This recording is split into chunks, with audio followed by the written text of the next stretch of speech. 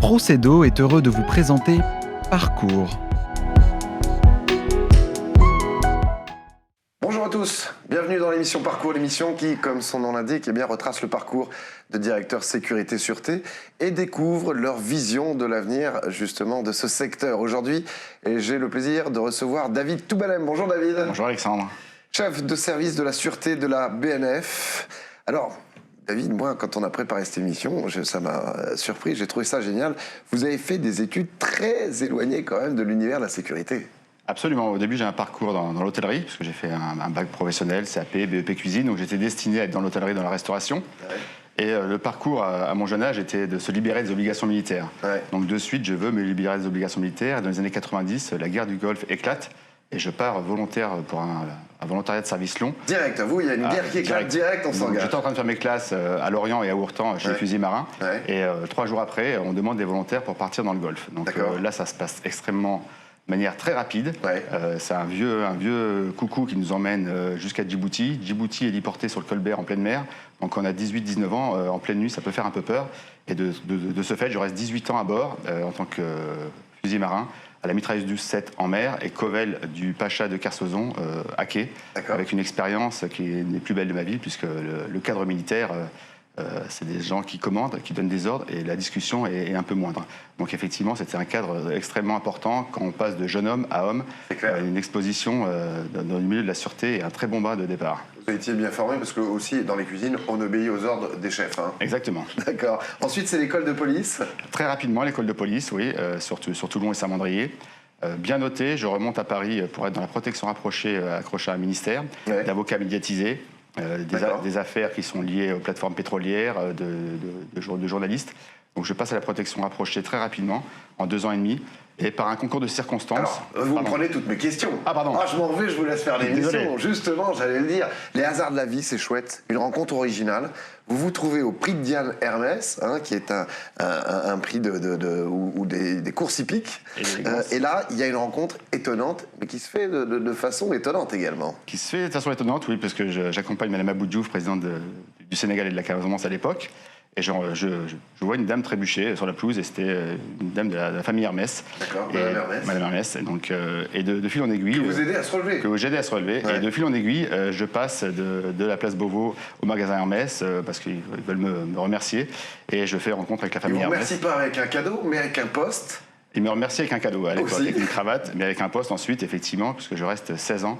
Responsable sûreté auprès des magasins Hermès. Alors là, en quoi ça consiste? On connaît tous cette marque internationale française qui façonne des produits typiquement français, avec un art de vivre et un savoir-faire français. C'est uniquement la sûreté des magasins? C'est d'autres choses? Alors la sûreté des magasins, essentiellement la traçabilité des biens, ce qu'on appelle la démarque inconnue, mais si elle est inconnue, c'est un gros problème, parce que la démarque est toujours connue. Ouais. Donc effectivement, tout ce qui est lié au vol, la malversation, les contrefaçons, effectivement toute la sûreté des personnes et des biens. Tout dépend, généralement les gens placent les biens et les personnes, moi je place toujours les personnes avant les biens, la sûreté des personnes et des biens des magasins. D'accord. En termes justement de faux, parce qu'on sait tous que toutes ces grandes marques, Hermès, Vuitton et autres, sont copiées. Vos missions à ce niveau-là, qu'est-ce qu'il fallait faire? Alors, les marques sont souvent imitées. Copier, c'est extrêmement dur parce qu'il y a un savoir-faire qui est vraiment extrêmement dur à avoir. Effectivement, de ne pas se faire, par exemple, vulgairement refourguer un sac en échange, par exemple. Mais effectivement, la contrefaçon est plus liée... Votre travail, c'était quoi? Moi, le travail, c'est de manière hermétique la sûreté des magasins. D'accord. En interne et en externe. D'accord. Que ce soit pour la clientèle, pour le personnel, et essentiellement la sûreté des produits qui sont à l'intérieur. Bien sûr, des produits et les gens qui viennent les acheter, qui en général ont des moyens, peuvent arriver avec de l'argent liquide, etc. Absolument. Donc 16 ans. 16 ans. Avec des évolutions en cours de ces 16 ans. Des évolutions de la maison, puisque la maison n'a fait que grandir et non pas grossir, donc c'est toute la différence dans la qualité et la quantité. Donc des évolutions qui sont à un terme, mais au bout de 16 ans, on arrive dans une zone de confort qui est un peu la zone d'inconfort. J'avais encore un jeune âge et j'ai voulu partir sur d'autres voies. Ouais, vous allez justement un peu de l'autre côté pendant un an, mais un an comme DG d'un prestataire. Qu'est-ce que vous avez appris justement comme prestataire? Alors, les directeurs sûreté ont toujours l'avantage de ce qu'on appelle le donneur d'ordre, de passer des commandes pour des agents de sûreté. Et j'ai voulu passer de l'autre côté pour savoir qu'est-ce qu'on achetait, la décomposition d'un prix, qu'est-ce qu'était un agent de sûreté, la carte professionnelle et toute l'articulation, ce qu'on appelle de l'exploitation. Et si on appelle l'exploitation, ce mot n'est pas choisi par hasard.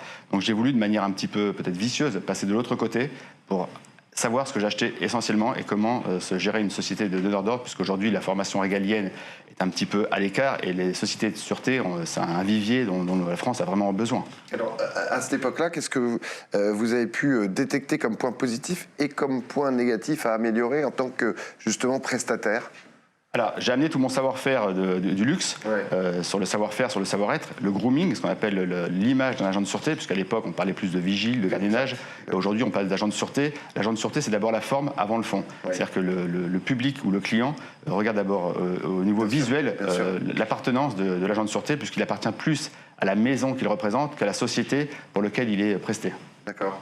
Et donc, les progrès que vous avez trouvés qui restaient à faire pour un prestataire, c'est peut-être aussi votre avis aujourd'hui de savoir si cette évolution était positive, s'il reste encore des progrès à faire ? Alors, les progrès sur le savoir-faire et le savoir-être, je pense que tous les prestataires ont compris que l'image est extrêmement importante, puisque le client qui vous commande des agents de sûreté est vraiment garant de son image éthique.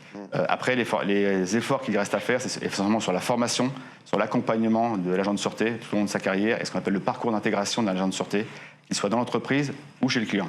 D'accord. On passe en 2015, où vous êtes recruté comme chef de sûreté de la BNF. Alors, quand même, quelques infos sur la Bibliothèque nationale de France, qui s'est constituée quand même en 1790, à partir de fonds de ce qu'on appelait à l'époque la Bibliothèque royale. C'est quand même l'héritière des collections royales, constituée depuis le Moyen-Âge. Elle possède l'un des fonds les plus riches du monde. Il y a 15 millions de livres et d'imprimés, peut-être même encore plus aujourd'hui.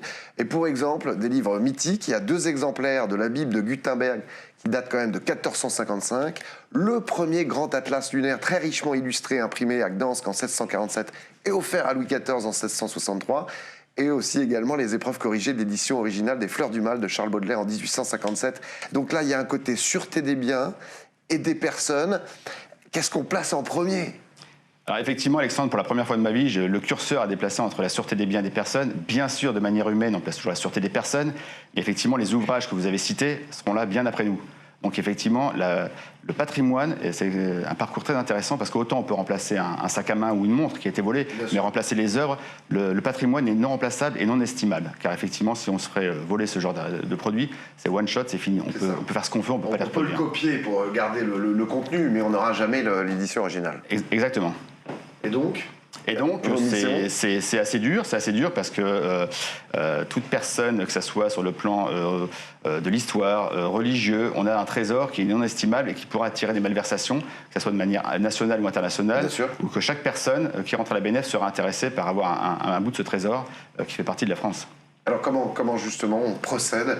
Combien de visiteurs par an à la BNF ? Alors pas assez encore parce que la BNF, les gens ne sont pas assez axés sur la culture parce que chaque personne qui rentre à la BNF, le trésor apporte un maximum de possibilités de recherche, que ce soit votre arbre généalogique, votre ville de naissance, vos études, le parcours scolaire.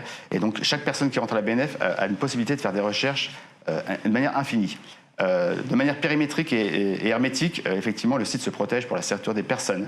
En vigilance attentat actuellement, on a quand même des actions à mener pour protéger tous ces gens qui sont dans les salles de lecture, et on monte à 4000, 5000 personnes par jour, des étudiants qui sont en format lecteur ou en format chercheur, et la conservation du patrimoine, de ne pas pouvoir communiquer une œuvre à des gens qui seraient peut-être mal intentionnés.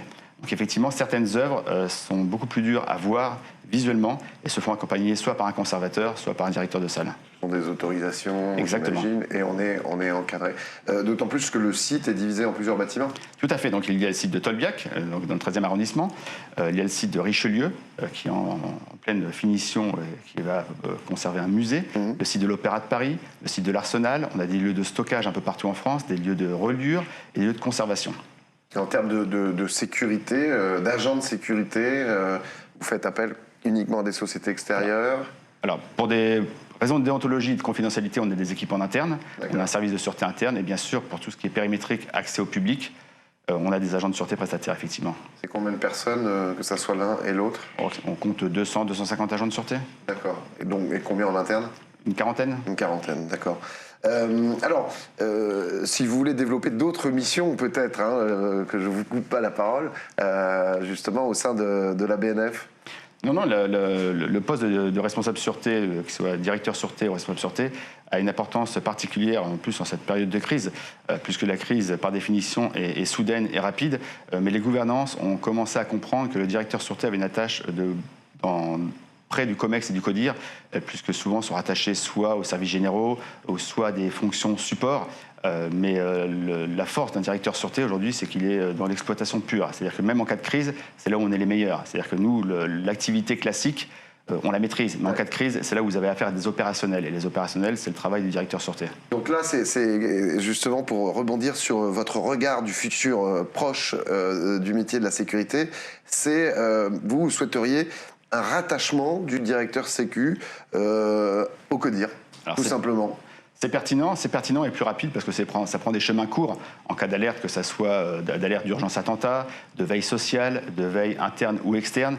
Et effectivement, en cas de crise, on a bien vu que les directeurs sûreté étaient les premières personnes à être appelées pour maîtriser tous les fondements, que ce soit la protection d'un bâtiment ou les protections des accès. Donc c'est extrêmement important que cette fonction soit un peu plus peut-être reconnue, un peu plus supportée, parce que même une petite PME a une fonction sûreté, intelligence économique, veille sociale, veille gouvernementale, et aujourd'hui des actions qui peuvent être sur certaines radicalisations, quelles qu'elles soient, que ce soit toutes les mouvances. Et c'est extrêmement important d'avoir quelqu'un qui fait de la veille au sein de votre entreprise. D'accord, donc ça c'est vraiment pour vous, dans l'avenir proche, extrêmement important que les managers, les PDG réalisent de faire monter au CODIR pour une meilleure communication et une meilleure intervention. C'est stratégique. C'est avoir un coup d'avance. S'il faut attendre qu'il y ait un fait pour qu'il y ait une action, vous avez un petit coup de retard quand même. En termes de nouvelles technologies, peut-être expérimentées au sein de la BNF et de ce qui pourrait être utile dans le futur? Alors bien sûr, il y a toutes les avancées technologiques liées à la vidéo, au contrôle d'accès, qui sont importantes. On a encore un peu de mal avec tous les problèmes à l'RGPD, à la CNIL, de la reconnaissance faciale. Vous êtes comment en contrôle d'accès justement à la BNF? On est très bien. Très bien, merci. Merci beaucoup, au revoir. Très bien. C'est-à-dire, comment ça fonctionne? Ça passe, que ce soit le personnel ou le public. Il y a des zones qui sont bien franches, avec des zones code du travail, des zones recevant du public. Il y a des SAS, effectivement, qui sont sécurisés pour ne pas retrouver des gens un peu partout. Et donc, c'est extrêmement important aussi de pouvoir scinder ce qu'on appelle le POB, le personnel on-board, et savoir qui est présent sur site, que ce soit les salariés ou le public, en cas d'évacuation, en cas de confinement, en cas de crise, de savoir vraiment être le garant des gens qui sont sur votre site actuellement. La reconnaissance faciale, est-ce que vous y croyez? Est-ce que vous pensez que ce sera un vrai atout? J'y crois, on est encore dans les prémices. Il faut que les deux lois qui s'opposent se rassemblent, parce qu'on veut beaucoup de choses, mais on ne peut pas tout faire. Donc effectivement, tout le monde suppute sur la reconnaissance faciale, mais faut-il encore être supporté dans le cadre légal, quoi. Vous avez à la BNF des bâtiments avec beaucoup de hauteur. Est-ce que vous utilisez des drones? Est-ce que ça pourrait être utile? Alors le drone est souvent utilisé pour des tournages.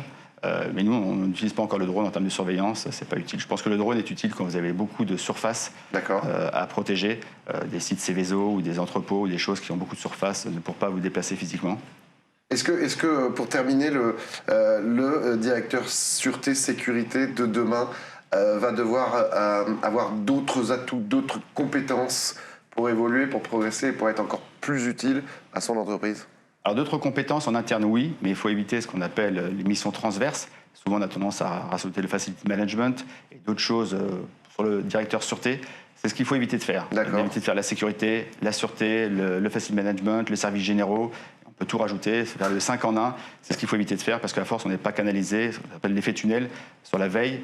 Le directeur sûreté a toujours une hauteur de vue et voit son entreprise de l'extérieur. Donc c'est un avantage toujours d'avoir quelqu'un qui fait de la veille à l'intérieur de l'entreprise. Et en termes de formation Alors la formation, oui, effectivement, un rapprochement avec les formats régaliens, avoir peut-être un référent par rapport à une connotation, parce qu'on s'aperçoit qu'aujourd'hui les forces de l'ordre ne peuvent pas être partout, et c'est important d'avoir un très bon tuilage en cas d'intervention, que ce soit des subjectifs d'intervention, que ce soit les forces de l'ordre spécialisées. Les pompiers même. Les pompiers, et donc tout ce genre d'opérationnel qui... on n'est pas très loin des métiers régaliens, mais c'est juste des choses qui nous rassemblent. C'est extrêmement important d'avoir un très bon tuilage. Merci David Toupalem, merci beaucoup d'être venu sur le plateau de Parcours. Merci également à Benjamin Souhaité, à la réalisation et à la Dream Team Agora, à la production. Rendez-vous très rapidement pour découvrir un autre parcours. En attendant, prenez soin de vous. Procedo a été heureux de vous présenter Parcours.